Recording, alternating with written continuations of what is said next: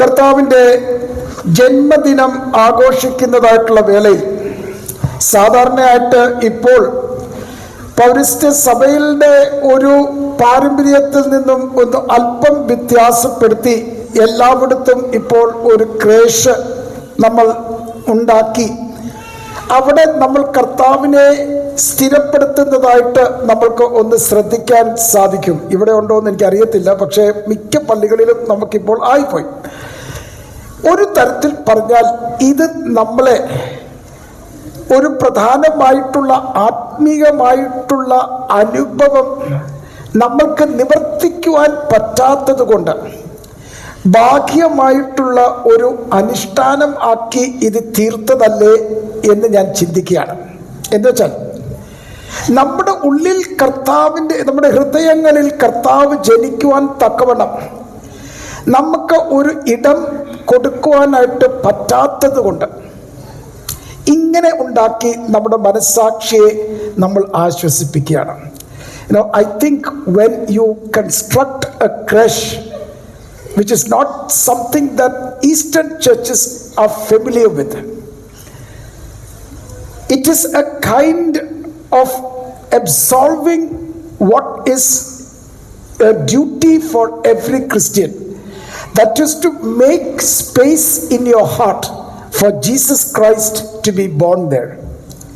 So we celebrate Christmas with all kinds of extraneous actions. We give gifts, we give cake, we do all kinds of actions, but the most important is to have Jesus Christ alive in your life. And let me start today with just that thought. ഇന്നതല്ല എൻ്റെ ഉദ്ദേശം. നമ്മൾക്ക് ഇന്ന് ചിന്തിക്കുമ്പോഴത്തേക്ക് വിശുദ്ധ ലൂക്കോസിന്റെ സുവിശേഷത്തിൽ പ്രത്യേകമായിട്ട് എടുത്തു പറയുന്നു, കാലത്തികവിൽ കർത്താവ് ജാതനായി എന്നുള്ളത്.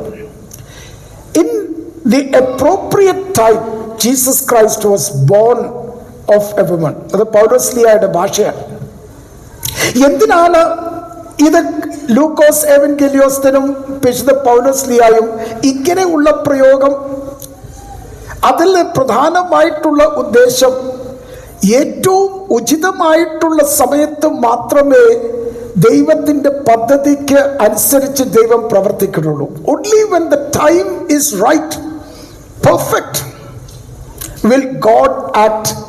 And therefore, when you look at the pages of the Old Testament, ഇതിലെ താളുകൾ നമ്മൾ ഇങ്ങനെ മറിക്കുമ്പോഴത്തേക്ക് ഓരോ തലമുറകളും നൂറ്റാണ്ടുകളായിട്ട് ദൈവത്തിൻ്റെ അടുക്കൽ നിലവിളിച്ച് പറയുകയാണ്, ഈ ചവിട്ടും മെതിയും അനുഭവിക്കുന്ന നിന്റെ ജനത്തെ നീ രക്ഷിക്കുവാനായിട്ട് നീ വാഗ്ദാനം ചെയ്തിരിക്കുന്ന മശിയ എവിടെ? അങ്ങനെ നിലവിളിച്ചു പറയുന്നതായിട്ടുള്ള എത്രയോ എത്രയോ തലമുറകളാണ് കടന്നു പോയിട്ടും അവിടെ പ്രാർത്ഥനയ്ക്ക് ഒരു മൗനമായിട്ടുള്ള മറുപടി എന്നുപോലെ അവർ ഈ ലോകത്തിൽ നിന്നും കടന്നുപോയി. അപ്പൊ നമ്മൾ നോക്കുന്നത് അല്ലെങ്കിൽ ശ്രദ്ധിക്കുന്നത്, ദൈവം അവരുടെ പ്രാർത്ഥനയും ഞെരുക്കവും കരച്ചിലും കേട്ടിരുന്നില്ലേ? ഒക്കെ കേട്ടിരുന്നു. അതിന്റെ പൂർണ്ണതയാണ്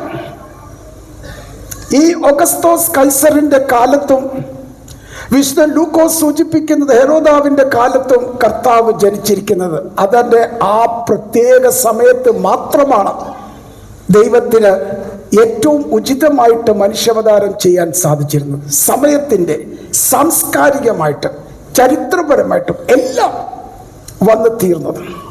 so when the time is correct, historically, culturally, religiously, Jesus Christ was bone.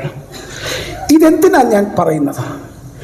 കർത്താവിൽ വാത്സല്യമുള്ളവരെ, പലപ്പോഴും നമ്മുടെ പ്രാർത്ഥന ഇതുപോലെ നമ്മൾ പ്രാർത്ഥിക്കുന്നു, കരയുന്നുണ്ട്, നിലവിളിക്കുന്നുണ്ട്, കണ്ണുനീരോട് പ്രാർത്ഥിക്കുന്നു. അപ്പോഴൊക്കെ നമുക്ക് തോന്നും, ദൈവം ഈ പ്രാർത്ഥന കേൾക്കുന്നുണ്ടോ? ഞാൻ ഇത് വെറുതെ ഈ വാക്കുകൾ ഉച്ചരിച്ച് പ്രാർത്ഥിക്കുകയല്ലേ? എന്നെ കേട്ടുകൊണ്ടിരിക്കുന്ന സഹോദരന്മാരും സഹോദരികളും, ഒരിക്കലും നിങ്ങളുടെ പ്രാർത്ഥനകൾ ദൈവം കേൾക്കാതിരിക്കത്തില്ല, കണ്ണുനീര് കാണാതിരിക്കത്തില്ല, നിങ്ങളുടെ നിലവിളിയുടെ ശബ്ദം കേൾക്കാതിരിക്കത്തില്ല. പക്ഷേ അതിന് പ്രവർത്തിക്കുവാൻ ഒരു തക്ക സമയമുണ്ട് എന്ന് ഓർത്തുകൊള്ളണം. നമ്മുടെ സമയമല്ല ദൈവത്തിൻ്റെ സമയം. നമ്മുടെ ജീവിതത്തിന് മാത്രമല്ല, തലമുറകൾക്കപ്പുറമായിട്ട് ദൈവം ഓരോന്നും ക്രമപ്പെടുത്തുകയും പദ്ധതി അനുസരിച്ച് കാര്യങ്ങൾ മുന്നോട്ട് നീക്കുമ്പോഴത്തേക്ക് അതിൻ്റെ തക്ക സമയത്ത് ഈ പ്രാർത്ഥനയ്ക്ക് ഉത്തരം തരും. നിരാശപ്പെടരുത്. അങ്ങനെയുള്ള ഒരു സൂചനയാണ് കർത്താവിൻ്റെ ജനനം എന്ന് പറയുന്നത്. അങ്ങനെ പ്രാർത്ഥിക്കുമ്പോഴത്തേക്ക് ഇടപെടാതെ നമ്മൾ ധൈര്യത്തോടെ കർത്താവിൻ്റെ കരങ്ങളെ പിടിച്ചുകൊണ്ട് നമ്മൾ പ്രാർത്ഥിക്കുമ്പോഴാണ് നമ്മൾക്കുള്ളിലുള്ളൊരു ബോധ്യം, എൻ്റെ ദൈവം എൻ്റെ പ്രാർത്ഥന കേട്ടിരിക്കുന്നു. അത് ദൈവം എപ്പോഴാണെങ്കിലും അതിന് ഉത്തരം തന്നോട്ടെ. The option is with God to respond when the time is perfect, not my timetable, but God's timetable. So therefore, don't despair. Every prayer of yours, every burden you carry and you come to God with it, He hears, He listens. But He is waiting for the perfect time for you, for Him to perform. And so therefore we pursue our prayers. ഇല്ലേ? അധൈര്യപ്പെടാതെ മുടങ്ങാതെ നമ്മൾ പ്രാർത്ഥിച്ചുകൊണ്ടിരിക്കുകയാണ്. കാരണം ദൈവമേ, നിന്റെ സമയത്ത് എൻ്റെ യാചനകൾക്ക് നീ ഉത്തരം തരും. എല്ലാവരുടെയും ജീവിതവും അതുപോലെയാണ്. നമ്മൾ വിചാരിക്കും നമ്മൾക്ക് വേണ്ടപ്പെട്ടവരെ അകാലമായിട്ട് ദൈവം നമ്മളിൽ നിന്ന് എടുത്തു. Not so. അവരുടെ ജീവിതത്തിൻ്റെ സമയം പൂർത്തിയായിരുന്നു എന്ന് ദൈവത്തിനറിയാം. അതുകൊണ്ടാണ് തന്നോട് ചേർത്തിരിക്കുന്നത്. കൊച്ചു കുഞ്ഞുങ്ങൾ, ജീവിതത്തിൽ യാത്രയിൽ മുതിർന്നു വരാത്തവർ, അല്ലെങ്കിൽ ആകസ്മികമായിട്ട് നമ്മളുടെ ചിന്തയിൽ കടന്നു പോയിരിക്കുന്നു, ഇതൊക്കെ ദൈവത്തിൻ്റെ സന്നിധിയിൽ ഒരു പദ്ധതിയുടെ ഭാഗമാണ്. There are no accidents with Christ and for a Christian. There are no accidents. Everything is in God's plan. അതുകൊണ്ടാണ് ലൂക്കോസ് പറയുന്നത്, കാലത്തികവിൽ, when the time was right, Jesus was born. അപ്പോൾ ചിലപ്പം അതൊന്ന് പ്രധാനമായിട്ട് തോന്നുന്നില്ലായിരിക്കും, പക്ഷേ പ്രാർത്ഥനയ്ക്ക് ഉത്തരം തരുന്നതാണ്. അതാണ് കർത്താവ് ബേത്ലഹേമിൽ ജനിക്കുന്നത്. The culmination of all the prayers, the agony, and everything comes to that point when Jesus is born. And therein lies the great mystery of how God works. ഇല്ലേ, ദൈവത്തിൻ്റെ അത്ഭുതകരമായ പ്രവർത്തനം എന്ന് പറയുന്നത്. ജീവിതത്തിൽ, നമ്മുടെ ജീവിതത്തിൽ ഇതൊക്കെ നമുക്ക് ദൈവം നമുക്ക് വേണ്ടി ഒരുക്കിയിരിക്കുന്നതായിട്ടുള്ള ഒരു പദ്ധതിയുടെ ഭാഗം. ഞാൻ പലപ്പോഴും വിചാരിക്കും, എന്തിനാണ് ദൈവം ഒരു സ്ത്രീയിൽ നിന്ന് ജനിച്ചത്?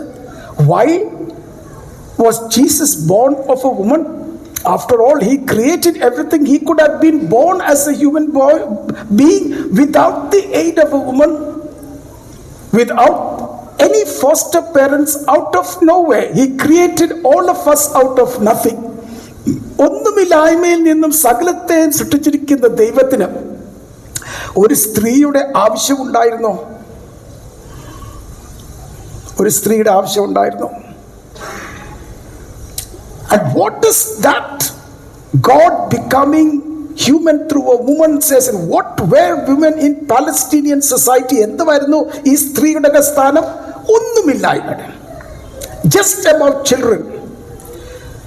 നിങ്ങളെ കാണരുത്, കേൾക്കരുത്. Women should not be seen, should not be heard, to be secluded in the inner parts of a house. No one should hear you. Second-rate status for women. എൻ്റെ കർത്താവ് ഈ സ്ത്രീയിൽ നിന്നും ജനിക്കുന്നത് പറഞ്ഞിരിക്കുന്നത് എൻ്റെ സൃഷ്ടിയാണത്, അങ്ങനെ താക്കാനല്ല. Not to denigrate my creation. എന്തൊരു വലിയ സന്ദേശമാണ് ഈ കർത്താവ് ഒരു സ്ത്രീയിൽ നിന്നും ജനിക്കുക എന്ന് പറയുന്നത്. അതിനപ്പുറമായിട്ടൊരു തത്വമുണ്ട്. നമ്മൾ എത്ര പേരെയാണ് നമ്മളുടെ ജീവിതത്തിൽ നിന്ന് തള്ളിക്കളയുന്നത്?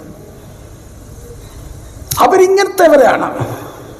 അവരെ എനിക്കിഷ്ടമില്ല, അവരുടെ രീതികൾ എനിക്കിഷ്ടമില്ല. And we keep on excluding people, groups. ഇല്ല, നമുക്ക് ചുറ്റും നോക്കുവാണെങ്കിൽ എത്ര പേരുണ്ട് നമ്മളോട് ചുറ്റെടുത്ത് നിൽക്കുന്നത്. എന്നിട്ട് നമ്മൾ എത്രയോ പേരെയാണ് നമ്മൾ പുറന്തള്ളുന്നത്. And God is trying to tell you, you can't exclude people like that. അതിനാണ് ആട്ടിടയന്മാരെ വിളിച്ചു കൊണ്ടുവരുന്നത്. എല്ലാവരും തള്ളിക്കളഞ്ഞ് ഒന്നുമില്ലായ്മയിൽ നിന്നും കരുതുന്ന ആട്ടിടയന്മാർക്കാണ് ദൈവത്തിൻ്റെ മാലാഖമാർ പ്രത്യക്ഷപ്പെടുന്നത്. ഇതൊക്കെ നമുക്ക് ചില സന്ദേശങ്ങൾ തരുന്നു. God is giving us certain signposts. Your life is not correct. You can't live by closing your eyes to the agony and the misery of all people around. ഇല്ല, അവരുടെ കരച്ചിലും നിലവിളിയും നമ്മുടെ ചുറ്റുമുള്ളപ്പോൾ നമ്മുടെ ചെവി പൊത്തിയും കണ്ണടച്ചും നമുക്ക് ജീവിക്കാൻ പറ്റുമോ? അതാണ് കർത്താവ് ഈ ബേത്ലഹേമിൽ ജനിച്ചതിൻ്റെ സാരാംശം. ഏറ്റവും നിസ്സാരമായ സ്ഥലം, ഏറ്റവും നിസ്സാരമായിട്ടുള്ള സമൂഹത്തിൽപ്പെട്ട ഒരു സ്ത്രീയിൽ നിന്ന് ജനിക്കുകയും എല്ലാവരും തള്ളിക്കളഞ്ഞിരിക്കുന്ന ആട്ടിടയന്മാരെ തന്നോട് ആകർഷിക്കുകയും ചെയ്യുന്നത് ഒരു വലിയ സത്യമല്ലേ ഈ ക്രിസ്മസിൽ നമ്മൾ ആഘോഷിക്കുന്നത്? ദൈവം സകലത്തെയും കൂട്ടിച്ചേർക്കുന്ന ദൈവം, ആകാശത്തെയും ഭൂമിയെയും ഇല്ലേ, സൃഷ്ടിയെയും എല്ലാവരെയും ദൈവത്തോട് കൂട്ടിച്ചേർക്കുവാൻ വേണ്ടി മനുഷ്യാവതാരം ചെയ്തു. മനുഷ്യർക്ക് വേണ്ടി മാത്രമല്ല, അങ്ങനെയുള്ള ഒരു വലിയ സത്യം തൻ്റെ ജനനത്തിൽ കൂടി ദൈവം പ്രചരിപ്പിക്കുമ്പോൾ, പ്രകടമാക്കുമ്പോൾ,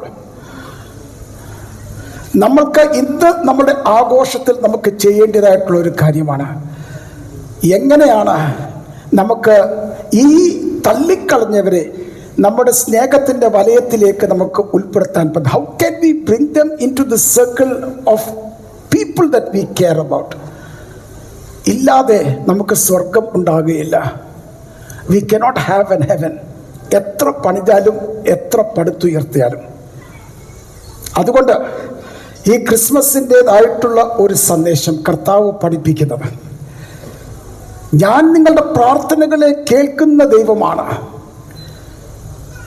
ഞാൻ നിങ്ങളുടെ കരച്ചിൽ കാണുന്ന ദൈവമാണ്, നിങ്ങളുടെ വേദനകളുടെ നൊമ്പരം അനുഭവിക്കുന്ന ദൈവമാണ്. പക്ഷെ എനിക്ക് പ്രവർത്തിക്കുവാനായിട്ടുള്ള തക്ക സമയം ഞാനത് പ്രവർത്തിച്ചോളും.